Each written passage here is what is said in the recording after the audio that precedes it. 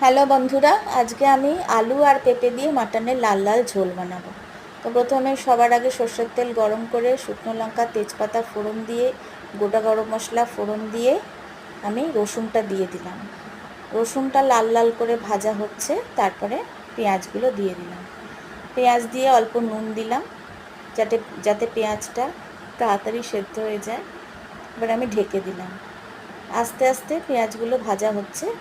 পেঁয়াজটা একটু লাল লাল হলে আমি আদা রসুন আর শুকনো লঙ্কা বাটা দিলাম, আদা জিরে আর শুকনো লঙ্কা বাটা দিলাম।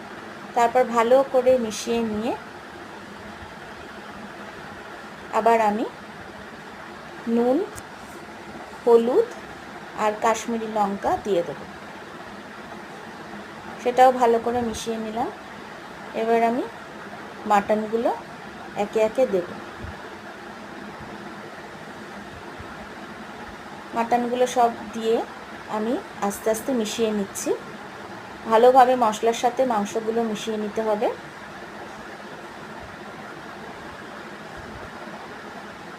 আমি এবার ঢেকে দিলাম কিছুক্ষণের জন্য।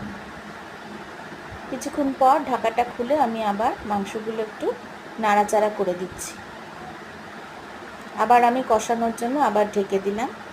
আবার আমি ঢাকাটা তুলে মাংসগুলো নেড়ে নিচ্ছি।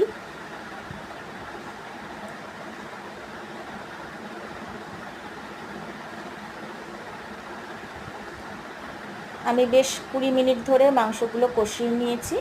এবার আমি মাটনটা কুকারে দিয়ে দিলাম। এবার আমি আলু আর পেঁপে অ্যাড করব। এগুলো আমি আগে ভাজিনি, এখন অ্যাড করে দিচ্ছি। পেঁপে আলু অ্যাড করে আমি জল দিয়ে দিলাম। আমি একটু ঝোল ঝোল রাখবো, তো একটু বেশি পরিমাণে জল দেব। এবার আমি নুন দিলাম। নুনটা স্বাদ মতন বুঝে দিতে হবে। তারপরে আমি সানরাইজ শাহি গরম মশলা দিয়ে দিচ্ছি। এবার আমি প্রেসারের ঢাকনাটা বন্ধ করে দিলাম। আমি 6টা সিটি দিয়েছি। এটা হচ্ছে আমার মাটনের লাল লাল আলু দিয়ে পেঁপে দিয়ে ঝোলের ফাইনাল লুক। আপনাদের যদি রান্নাটা ভালো লাগে একটা লাইক করবেন, কমেন্ট করবেন আর সাবস্ক্রাইব করবেন আমার চ্যানেলটা। ধন্যবাদ।